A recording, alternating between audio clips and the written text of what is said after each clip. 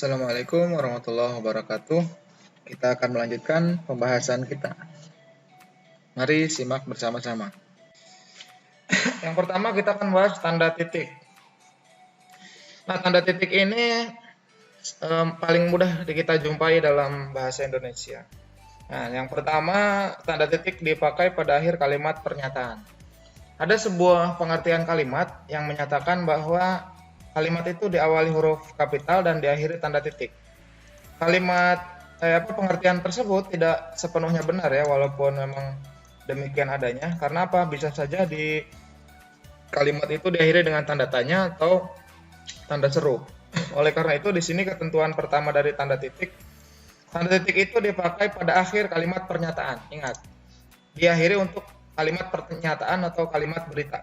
Nah, kalau kalimat pertanyaan itu diakhiri dengan tanda tanya. Kalau kalimat perintah diakhiri dengan tanda seru. Itu ya, mudah.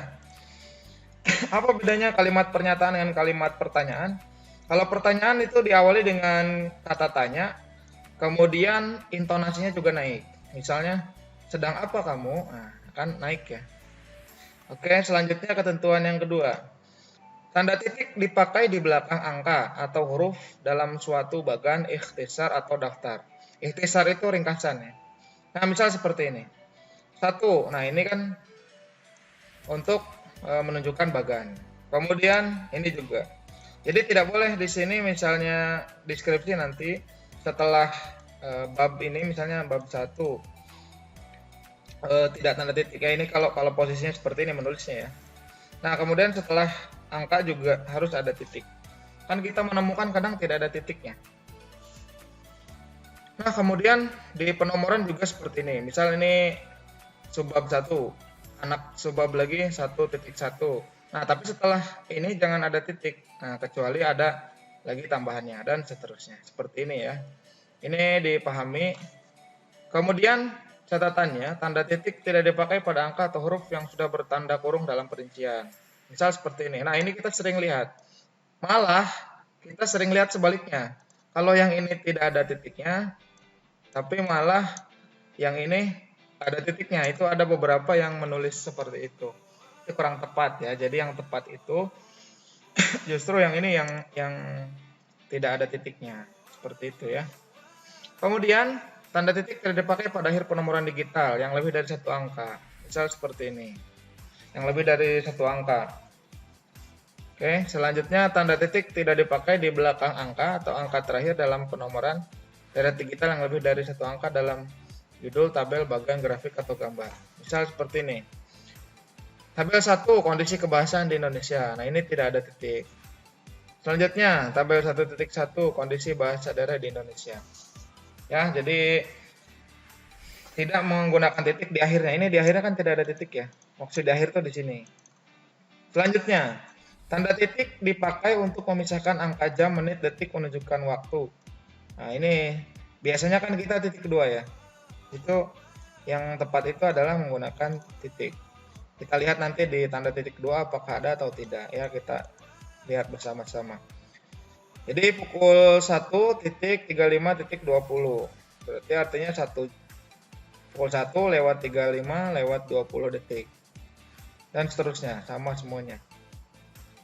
Biasanya di stopwatch kita lihat seperti ini ya penulisannya. Tanda titik dipakai dalam daftar pustaka di antara nama penulis, tahun, judul, tulisan tidak berakhir dengan tanda tanya atau tanda seru. Nah, misalnya di daftar pustaka ini ya, kita juga harus memahami nih daftar pustaka nanti. Jadi Pusat Bahasa, Departemen Pendidikan Nasional, titik. Nah, ini memisahkan antar bagian dari daftar pustaka menggunakan titik. Kemudian judulnya juga dicetak miring. Titik, kemudian kota terbit. Selanjutnya, tanda titik dipakai untuk memisahkan bilangan ribuan dan kelipatannya. Ya. Ada kalanya kita tidak menggunakan titik, tapi menggunakan huruf K misalnya ya. Tapi itu ketentuannya tidak baku. Jadi yang baku itu adalah 13.000 gitu ya. 13.000 artinya. Kemudian selanjutnya untuk catatannya, tanda titik tidak dipakai untuk memisahkan bilangan ribuan atau kelipatannya yang tidak menunjukkan jumlah. Misal nih seperti ini tidak usah menggunakan titik karena ini tidak menunjukkan jumlah. Ini kan menunjukkan tahun. Lalu nomor peserta ya, nomor rekening misalnya. Kemudian nomor HP itu tidak perlu menggunakan titik. Misalnya nomor HP-nya ada 12 angka ya, di antara 3 angkanya itu dipecahkan titik, tidak perlu karena tidak menunjukkan jumlah.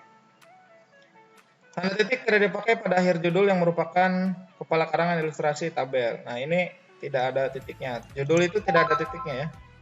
Setiap judul tidak ada titiknya. Selanjutnya, tanda titik tidak dipakai di belakang alamat penerima atau pengirim surat serta tanggal surat. Nah, ini ya, tidak menggunakan titik. Ini di sini tidak ada titiknya. Walaupun akhir kalimat. Ya, seperti itu ketentuannya. Jadi tanda titik itu hanya digunakan pada istilah pada ketentuan-ketentuan itu. Selanjutnya tanda koma. Nah, tanda koma ini untuk pemisah.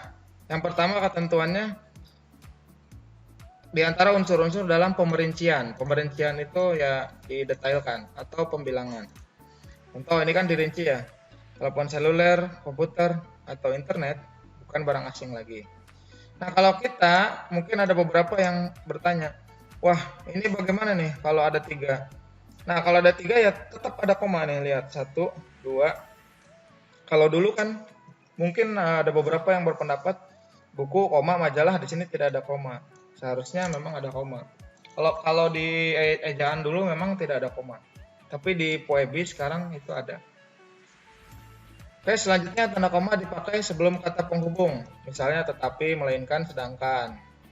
Nah, ini contohnya tetapi. Sebelum tetapi itu harus ada koma. Sebelum sedangkan juga harus ada koma. Sebelum melainkan. Pokoknya sebelum ada tanda hubung, sebelum ada kata penghubung itu ada koma dulu. Tanda koma dipakai memisahkan anak kalimat yang mendahului induk kalimat. Maksudnya bagaimana? Jadi induk kalimat itu adalah kalimat inti. Sedangkan anak kalimat itu adalah penjelas. Tapi dua-duanya kalimat yang digabung. Coba saya jelaskan ya. Kita perhatikan di sini ada kalimat ini ya. Kalau diundang saya akan datang. Ini kalau kita pisah bisa 2 ini. Bisa 2 kalimat ya. Ada kalimat saya diundang, ya kan? Saya akan datang. Nah, kemudian digabung menggunakan penghubung kalau. Nah, kalau diundang, saya akan datang. Ya, anak kalimatnya sebetulnya ini, karena induk kalimatnya ini, saya akan datang. Ya kan, saya akan datang. Penjelasannya ya kalau diundang. Nah, karena ini di depan, harusnya di belakang kan? Harusnya kalimatnya kayak gini kan. Saya akan datang kalau diundang. Tetapi karena dibalik, saat di sini yang anak kalimatnya, sehingga ini ada koma untuk pemisah. Contoh lain ya biar paham. Karena baik hati, dia mempunyai banyak teman. Nah, itu. Nah, ini kan kalimat aslinya kan. Nah, tidak digunakan koma kalau dia posisinya tidak dibalik. Selanjutnya tanda koma dipakai di belakang kata atau ungkapan penghubung seperti oleh karena itu, jadi, dengan demikian, dan seterusnya. Mahasiswa itu rajin dan pandai. Oleh karena itu, koma. Maka jadi, meskipun demikian, nah itu ada koma. Ya, karena salah satu fungsi koma itu adalah memberikan jeda atau memberikan intonasi berhenti lah, seperti itu.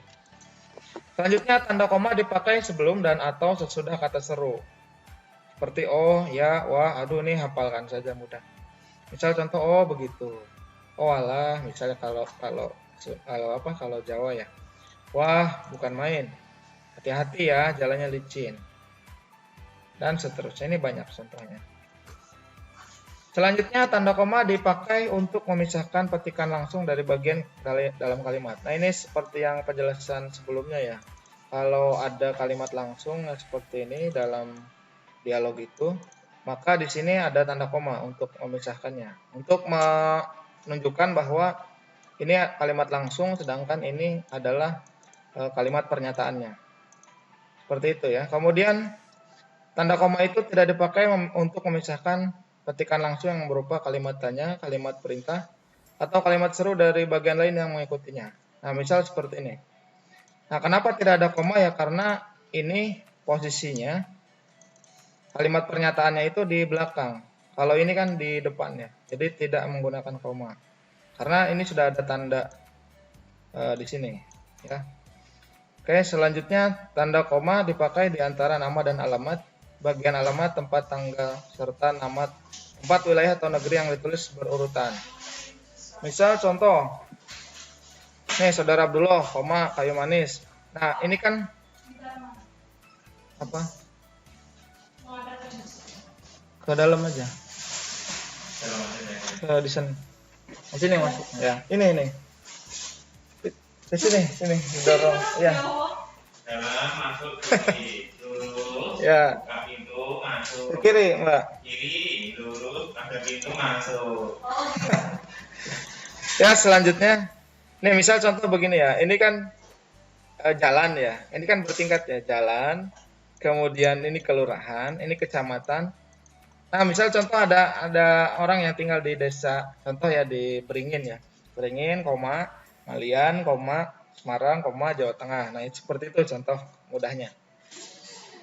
Kemudian tanda koma dipakai untuk memisahkan bagian nama yang dibalik susunannya dalam daftar pustaka. Nah, ini seperti yang kita sudah pahami semuanya bahwa di dalam daftar pustaka itu orang namanya dibalik ya. Bukan dibalik ke belakang, maksudnya nama belakang jadi ada di depan. Ini contoh, ini namanya sebenarnya Ilham Gunawan ya, tapi kemudian Gunawan Ilham karena daftar pustaka. Selanjutnya tanda koma dipakai di antara bagian-bagian dalam catatan kaki atau catatan akhir. Nah ini, jadi kalau dalam catatan kaki itu ya tidak menggunakan titik memisahkannya, tapi menggunakan koma. Seperti ini contohnya. Ini kalau di catatan kaki. Catatan kaki itu yang di bawah ya, suka di bawah footnote.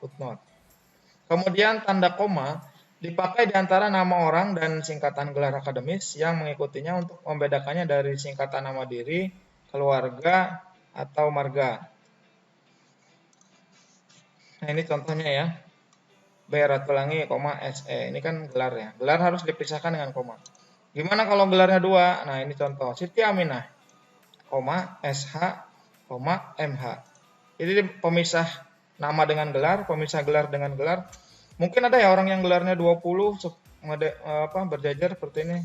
Ada ya, dulu kan pernah diundang di sebuah acara. Itu dia gelarnya banyak sekali. Kemudian selanjutnya, tanda koma dipakai sebelum angka desimal antara rupiah atau sen. Nyatakan dengan angka. Contoh begini. 12,5 meter, 27,3. 500 rupiah. Nah ini untuk penulisan rupiah yang penting ya. Karena ini sering salah penulisan. Nah ini terutama di ekonomi Islam kan mungkin sering ya menulis rupiah ini ya.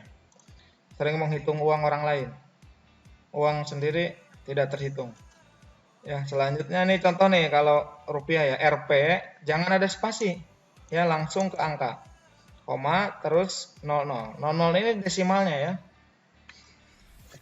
Seperti itu. Jadi jangan koma terus tanda hubung kan suka ada ya, koma tanda hubung itu kurang tepat. Alasannya kenapa? Sebetulnya alasannya begini. Ini mengapa RP-nya itu tidak boleh ada spasi? Karena ini dikhawatirkan bisa ditambah angkanya ya. Misalnya ditambah angka 2 atau angka 1 jadi jumlahnya beda. Ini juga sama. Kenapa ditulis 00 desimalnya? Karena bisa jadi ditambahkan kalau misalnya koma terus ini ya. Walaupun mungkin alasannya ada yang bilang mengada-ada, tapi ya memang aturan itu kan harus kita turuti ya, harus kita patuhi. Selanjutnya, tanda koma dipakai untuk mengapit keterangan tambahan atau keterangan aposisi. Nah ini contoh, di daerah kami misalnya, ini kan sebetulnya tidak ada misalnya itu di dalam kalimat yang ini. Ya, awalnya tidak ada. Contoh nih kalau kita hapus, misal nih kita hapus. Di daerah kami masih banyak bahan tambang yang belum diolah. Ini bisa tanpa kata misalnya ini. Tetapi di sini tambahan, misalnya di sini tambahan. Gunanya apa ya? Gunanya untuk mempertegas atau mungkin menambah efek meyakinkan dan sebagainya. Contoh lain nih supaya lebih mudah. Soekarno, Presiden 1 RI merupakan salah seorang pendiri gerakan non-blok. Walaupun kita hapus Presiden 1 RI ini, kita sudah tahu kalau Soekarno ini Presiden 1 RI, ya kan? Tapi ini untuk mempertegas saja. Oke, selanjutnya tanda koma dipakai di belakang keterangan yang terdapat pada awal kalimat untuk menghindari salah baca. Nah, ini contoh. Dalam pengembangan bahasa, kita dapat memanfaatkan bahasa daerah. Nah, jadi di sini tanda komanya dipakai di belakang keterangan yang terdapat pada awal kalimat untuk menghindari salah baca. Karena misal tidak ada tanda koma dan ini tidak kita cetak miring. Cetak miring ini tujuannya untuk mempertegas. Misal ya, ini lurus. Kemudian tidak ada koma. Bisa saja orang membacanya dalam pengembangan bahasa kita. Nah, bisa saja kan, setiap orang kan beda-beda. Mungkin ada saja yang membacanya salah. Misal dalam pengembangan bahasa kita. Nah, ini jadi menggunakan tanda koma untuk menghindari salah baca atau pengertian. Oke, kita ke selanjutnya, pembahasan berikutnya. Tanda titik koma. Nah, ini yang sering membuat bingung. Tanda titik koma dipakai sebagai pengganti kata penghubung untuk memisahkan kalimat setara dengan kalimat setara yang lainnya. Jadi kalimat itu ada banyak jenisnya. Yang pertama ada kalimat sederhana, kalimat tunggal ya. Kemudian ada kalimat majemuk. Kalimat majemuk pun ada yang setara, ada yang bertingkat. Nah, kalau yang setara itu artinya tidak ada yang lebih tinggi dari yang lain. Ini contoh seperti ini. Hari sudah malam. Ya kan, hari sudah malam. Anak-anak masih membaca buku. Di sini kita lihat tidak ada tanda hubung. Kata penghubung. Biasanya ini kan ada kata penghubung. Misal seperti ini. Hari sudah malam. Namun anak-anak masih membaca buku. Itu kan ada kata penghubung. Tetapi karena di sini tidak ada kata penghubung, jadi kita gunakan titik koma. Itu ya. Jadi titik koma salah satunya menggantikan peran dari kata penghubung. Kalau kita gunakan titik koma, masih kita gunakan kata penghubung, itu salah, pemborosan. Selanjutnya, tanda titik koma dipakai pada akhir perincian yang berupa klausa. Contoh nih, syarat penerimaan beasiswa di lembaga ini adalah keuangan negara Indonesia. Nah, ini yang saya pernah sampaikan nih. Jadi untuk merinci sesuatu rincian yang berupa klausa, bukan berupa kata. Kalau berupa kata kan kita rincinya dengan koma ya, bukan dengan titik koma. Nah, ini karena berbentuk klausa. Klausa itu anak kalimat ya, calon kalimat. Jadi sudah ada subjek dan predikat, tapi di sini belum membentuk sebuah kalimat ya. Jadi dipisahkannya dengan menggunakan titik koma. Seperti itu. Saya yakin paham. Karena ini di akhirnya juga dengan menggunakan titik ya, karena kalimat ini dari mulai S sampai tanda titik. Ya, ini sebetulnya satu kalimat utuh ini. Oke, selanjutnya tanda titik koma dipakai untuk memisahkan bagian-bagian pemerincian dalam kalimat yang sudah menggunakan koma. Ini menurut saya tanda koma ini mudah ya, paling mudah untuk diingat. Satu, untuk mengganti tanda penghubung. Yang kedua, memisahkan klausa yang dirinci. Yang ketiga, untuk merinci yang sudah ada komanya. Itu ya, cuma 3. Mudah sekali untuk menghafalnya. Contoh. Ibu membeli buku, kan, karena dipisahkan dengan koma, pensil, koma, dan tinta. Nah, sebetulnya ibu itu tidak cuma membeli ini, ya, tetapi ada lagi ternyata apa? Yang satu jenis. Ini kan satu jenis nih, buku, pensil, tinta, satu jenis, pisahkan dengan koma. Ternyata ada jenis yang lain, yaitu pakaian. Kita pisahkan dengan titik koma. Baju, celana, dan kaos. Titik koma, pisang, apel, jeruk. Ini kan 3 elemen yang berbeda. Buku, pensil, dan tinta itu kan alat tulis. Baju, celana, kaos itu kan pakaian. Pisang, apel, dan jeruk itu kan buah-buahan. Mudah ya? Saya yakin mudah sekali. Dan ingat, ketika kita merinci klausa, tidak usah titik 2 di sini ya. Nih, setelah adalah, kan biasanya kita ada titik 2 ya, itu salah. Syarat penerimaan pegawai di lembaga ini adalah tidak usah ada titik 2. Ini juga, agenda rapat ini meliputi tidak perlu titik 2. Oke? Saya yakin semuanya paham. Kalau belum paham nanti boleh untuk ditanyakan. Jadi saya akan jelaskan dulu supaya lebih memperdalam. Kalian sudah membaca mungkin ya sebelumnya, sebelum pembelajaran ini. Nah, untuk memperdalamnya saya akan jelaskan lagi. Nah, selanjutnya Ini tanda titik dua. Tadi titik koma, sekarang titik dua. Yang pertama, dipakai pada akhir suatu pernyataan lengkap yang diikuti pemerincian. Misal, mereka memerlukan perabot rumah tangga. Nah, ini dirinci kan? Dirinci. Apa saja? Kursi, meja, dan lemari. Ya, seperti itu. Kalau tidak dirinci ya tidak perlu. Tetapi permasalahannya begini. Suka ada yang salah ini merinci. Jadi merincinya itu setelah kata benda. Kan kata benda nih rumah tangga. Perabot rumah tangga. Apa saja perabot rumah tangganya? Kursi, meja, dan lemari.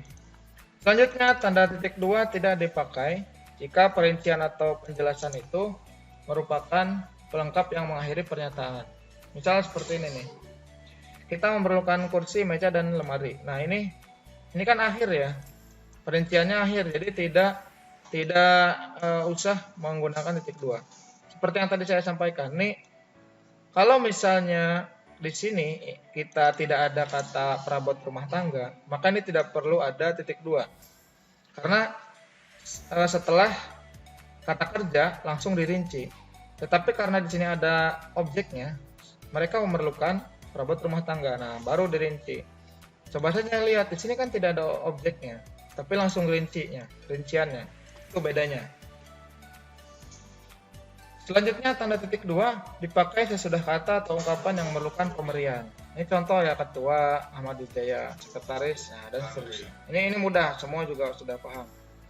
Selanjutnya tanda titik dua dipakai dalam naskah drama sesudah kata yang menunjukkan pelaku. Nah, ini juga sering digunakan ya, jadi semuanya sudah paham.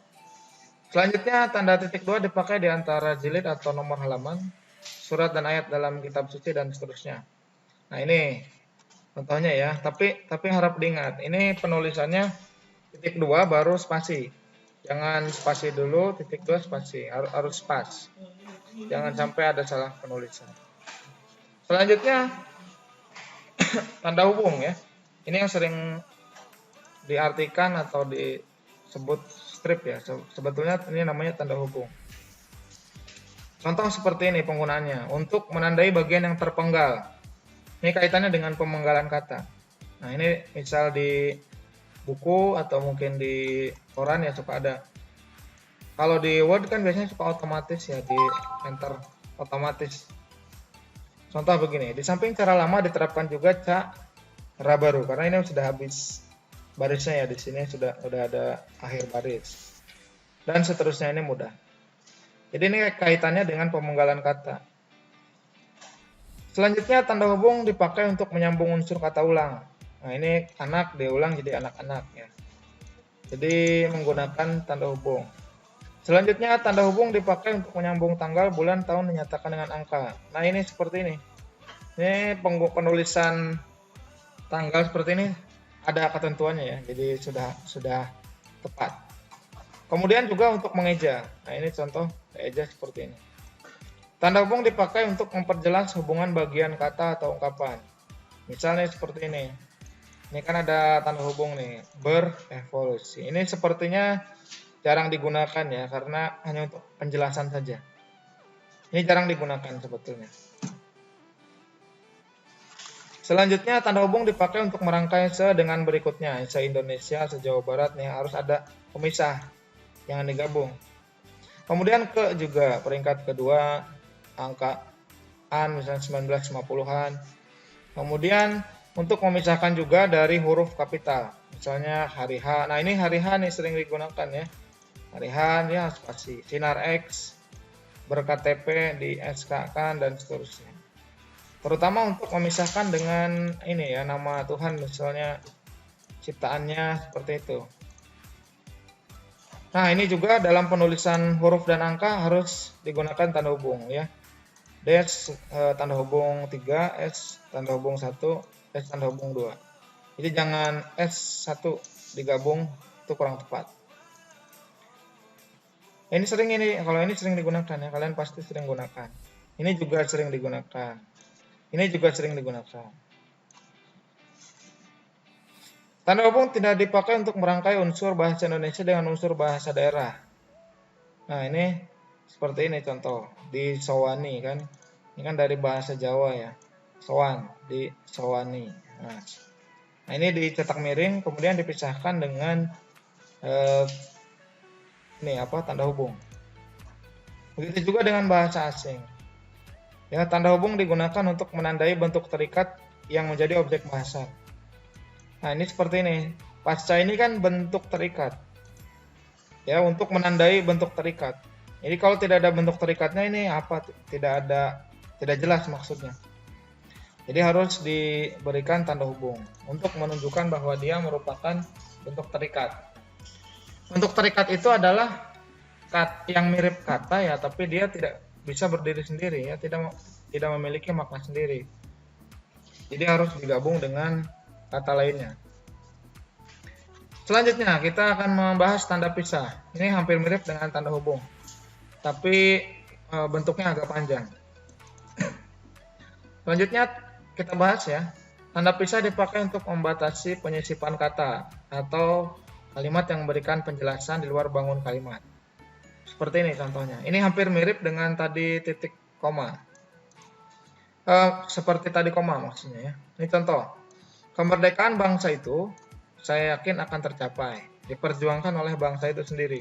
Nah, ini sebetulnya klausa ini dihilangkan juga tidak apa-apa. Coba saja kita baca. Kemerdekaan bangsa itu diperjuangkan oleh bangsa itu sendiri. Jadi tidak ada klausa ini juga tidak masalah sebetulnya. Tetapi dengan dimasukkannya klausa ini, maka harus digunakan tanda pisah. Kalau di Word untuk menunjukkan kata pisah, tanda pisah ini memang tidak ada ya kalau di keyboard ya. Jadi otomatis nanti dia bentuk tanda pisah. Selanjutnya tanda pisah dapat dipakai untuk menegaskan adanya keterangan aposisi atau keterangan yang lain. Contoh ya, Soekarno-Hatta. Ini juga ada tanda pisah proklamator kemerdekaan RI. Nah, jadi ini penegasan sama sebetulnya dengan yang ini ya. Oke, lanjut. Tanda pisah dipakai di antara dua bilangan tanggal atau tempat, yang berarti sampai dengan tahun 2010 sampai dengan 2013. Nah, ini tepat. Jadi ada ketentuannya. Oke, jadi yang masih menulis seperti ini betul. Tapi harus tanda pisah, jangan tanda hubung ya. Beda, agak lebih panjang. Selanjutnya tanda tanya. Nah, ini mudah kalau tanda tanya ya. Saya yakin semuanya paham. Tapi ini yang kedua yang mungkin jarang digunakan. Jadi dipakai untuk menyatakan kalimat yang mungkin diragukan, disangsikan itu diragukan. Ini contoh nih, mungkin ada kalimat yang dibuat oleh reporter, misalnya kita tulis ulang, Monumen Nasional mulai dibangun pada 1961. Ya, ragu dengan kebenaran itu. Makanya dengan tanda tanya di dalam kurung. Oke, selanjutnya tanda seru. Ini tanda seru cuma satu ya ketentuannya, hanya untuk kalimat perintah atau kalimat yang menunjukkan emosional ya. Misal contoh merdeka, ini kan bukan perintah ya, tapi menunjukkan emosional yang kuat. Nah, itu selanjutnya tanda elipsis. Nah, ini mungkin yang ada beberapa yang baru tahu, tapi sebetulnya ini sering kita lihat. Jadi elipsis itu ya tanda titik 3. Ini sering kita lihat di soal. Di soal pilihan ganda ya, sering kita lihat di akhir kalimat. Nah, ini digunakan untuk menunjukkan bahwa kalimat tersebut ada yang dihilangkan. Di soal juga kan seperti itu ya. Ada bagian yang dihilangkan diganti dengan titik 3. Tanda elipsis itu didahului dan diikuti dengan spasi, catatannya ya. Kemudian tanda elipsis pada akhir kalimat diikuti tanda titik. Jadi nanti total titiknya ada 4. Ini kita ke contoh saja supaya mudah. Lihat, ini ada spasi kan. Ya, jadi elipsis itu anggaplah seperti kata saja supaya mudah. Kan setiap kata ada spasinya kan. Nah, kemudian di akhir kalimat kan diakhiri titik, maka titiknya jadi 4. Nah, ini contohnya. Oke, selanjutnya tanda elipsis dipakai menulis ujaran yang tidak selesai. Menurut saya, titik-titik seperti bagaimana? Nah, ini suka ada kan di cerpen ya. Nah, seperti itu, suka ada. Kemudian tanda petik. Nah, petik itu yang 2 ya, ingat petik. Itu yang dua. Kalau yang satu itu namanya petik tunggal. Tanda petik dipakai mengapit petikan langsung dari pembicaraan. Nah, ini contoh. Merdeka atau mati ya, seru Bung Tomo dalam pidatonya. Nah, ini kan menandai bahwa ini yang diucapkan si Bung Tomonya. Kalau tidak ada tanda petik, ini kan bingung mana yang merupakan kalimatnya. Jadi ini saya ulangi, ini kalimat langsung. Kalau ini kalimat pernyataannya ya, jadi ini kalimat langsung yang diucapkannya. Kalau ini kalimat beritanya, kalimat pernyataannya. Selanjutnya, tanda petik dipakai untuk mengapit judul sajak, lagu, film, sinetron, dan seterusnya yang dipakai dalam kalimat. Contoh nih, sajak pahlawanku terdapat pada halaman 125. Nah, kalau kemarin kita bahas yang dicetak miring itu judul buku, kalau ada judul puisi atau judul cerpen yang terdapat di dalamnya, itu menggunakan tanda petik. Itu bedanya ya. Kalau ada bagian yang terdapat dalam bukunya. Ya, ini mudah, sebetulnya mudah. Kemudian lagu juga kita beri tanda petik, film juga, dan seterusnya. Tanda petik dipakai mengapit istilah ilmiah yang kurang dikenal. Ini contoh tikus, kan tikus ini ya, mouse ya. Tikus komputer ini sudah tidak berfungsi, mungkin kan masih agak jarang digunakan. Jadi kita berikan tanda petik di sini untuk menunjukkan bahwa ini adalah bahasa Indonesia atau istilah ilmiah namun kurang dipahami. Kalau dalam kalimat kan kalau saat kita berbicara langsung kan mungkin kita bisa menggunakan gini ya. Nah, ini maksudnya tanda petik. Selanjutnya tanda petik tunggal. Nah, ini tanda petik tunggal ini agak mirip ya dengan tanda petik yang biasa, tapi ini bentuknya cuma satu. Satu untuk mengapit petikan di dalam petikan. Nah, ini kan tanda petik ya. Ada lagi petikan di dalamnya. Nah, ini tanda petik tunggal yang dalamnya. Mirip seperti kurung biasa dan kurung kurawal. Selanjutnya, tanda petik tunggal dipakai untuk mengapit makna, terjemahan atau penjelasan kata atau ungkapan. Ini contoh. Tergugat yang digugat. Ini kan katanya. Ini pengertiannya. Tidak menggunakan sama dengan, tapi dia menggunakan petik tunggal. Tuh ya, salah satu contohnya. Semuanya juga sama. Kata pengertiannya. Tuh untuk tanda koma. Sekarang bukan tanda koma tadi, tanda petik tunggal. Kalau kalian sering lihat di atas itu yang suka ada di atas itu kalau dalam bahasa Inggris ya, misalnya I am, ya itu namanya apostrof, bukan tanda petik tunggal ya. Kalau apostrof itu jarang digunakan. Dalam bahasa Indonesia jarang digunakan. Dulu mungkin kalian sering lihat penggunaan kata Jumat misalnya atau doa yang dipisahkan dengan apostrof, itu kurang tepat. Selanjutnya, tanda kurung dipakai untuk mengapit tambahan keterangan atau penjelasan. Ini contoh. Nah, dia memperpanjang surat izin mengemudi atau SIM. Nah, ini mengapa yang ini di luar, ini di dalam penjelasannya. Ini karena bukan masalah singkatan atau bukannya ya, tetapi ini merupakan penjelasannya. Jadi intinya yang merupakan penjelasan dia berada di dalam tanda kurungnya. Ya, jadi tidak masalah dia mau apakah KTP-nya yang di sini atau ini yang di sini, tapi yang merupakan penjelas yang ada di dalam kurung. Contoh lain nih, lokakarya atau dalam kurung workshop bahasa Inggrisnya. Nah kalau ini diutamakan yang dalam kurungnya itu yang bahasa asing ya, diutamakan, jangan terbalik. Bahasa asing di luar yang bahasa Indonesia dalam, itu kurang tepat. Selanjutnya, tanda kurung dipakai untuk mengapit keterangan atau penjelasan yang bukan bagian utama kalimat. Ini contoh, sajak Trenggono yang berjudul Ubud. Ini sebetulnya kan tidak perlu ada kalimat ini. Jadi ini hanya penjelas saja. Jadi selain tadi bisa menggunakan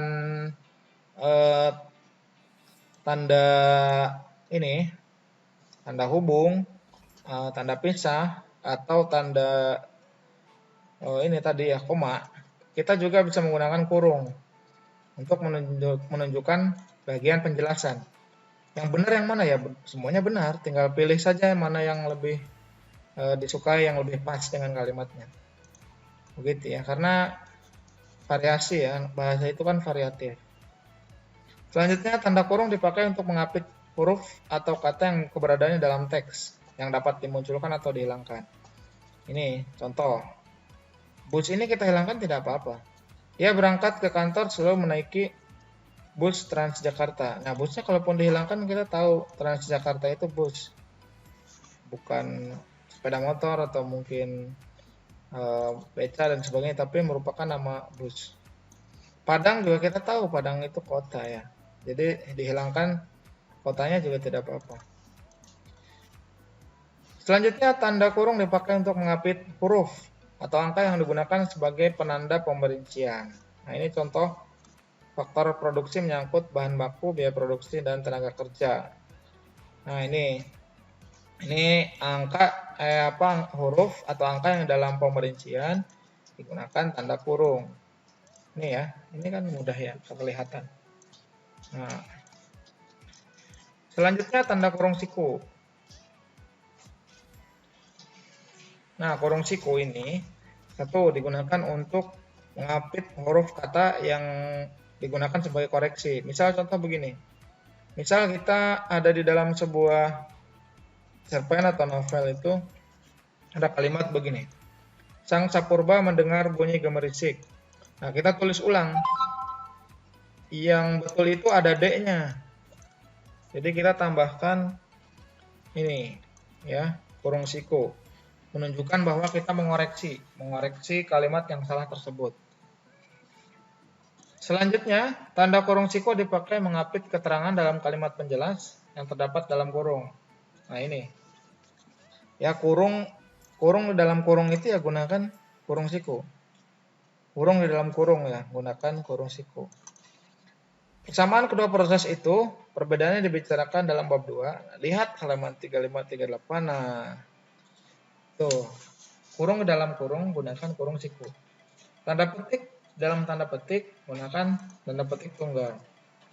Ya, koma di dalam koma gunakan